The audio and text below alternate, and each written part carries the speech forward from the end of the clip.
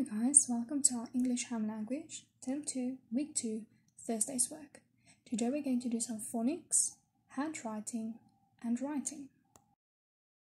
Let's get to the first part, phonics. Today in phonics we're going to look at two sounds that sounds almost the same, but we spell it differently. The O-A and the O in the middle and the E at the end.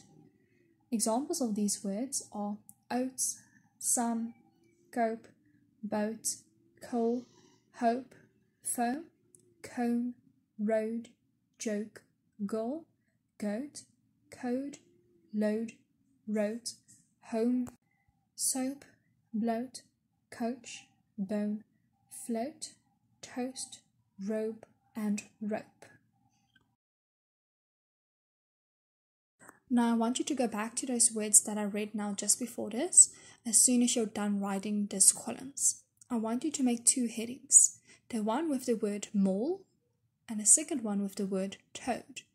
Then I want you to sort those words underneath the two headings in the correct places, which have the same spellings.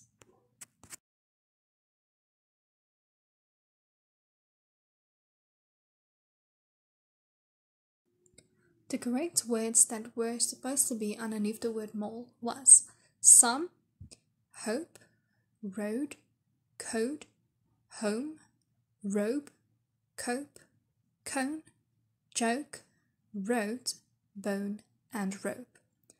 Then the correct words that had to be underneath toad was oats, coal, goal, load, bloat, float, boat, foam, goat, soap, coach, and toast. Now let's get to the next part, handwriting. For the handwriting, I want you to copy a friendly letter. I want you to remember, when you write on a lined paper, you must make sure the numbers, the letters, and the punctuation are in the right places and are written the correct shape and the correct size. Then also remember to put finger spaces between your words. After this, you're going to get a checklist to check your own work to see if you did it correct.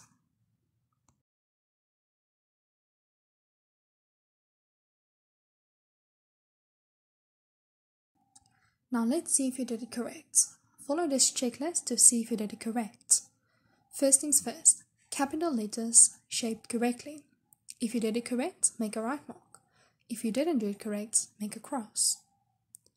The second thing, the lowercase letters are shaped correctly.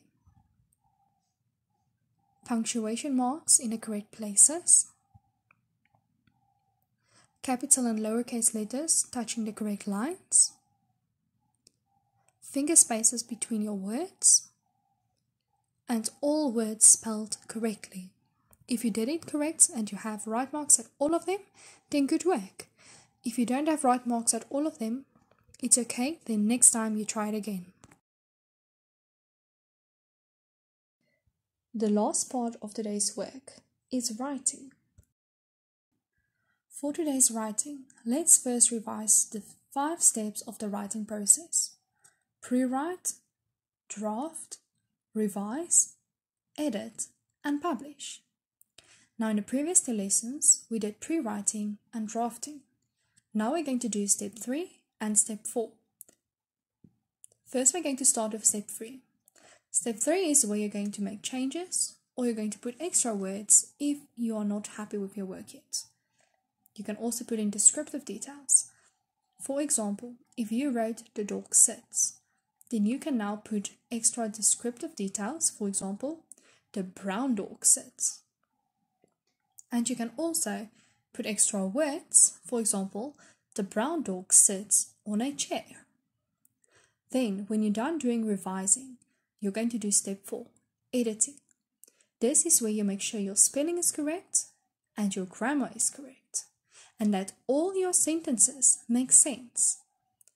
A grammar mistake, if you made a grammar mistake, it's for example, if you have written something in past tense and you used a word from another tense.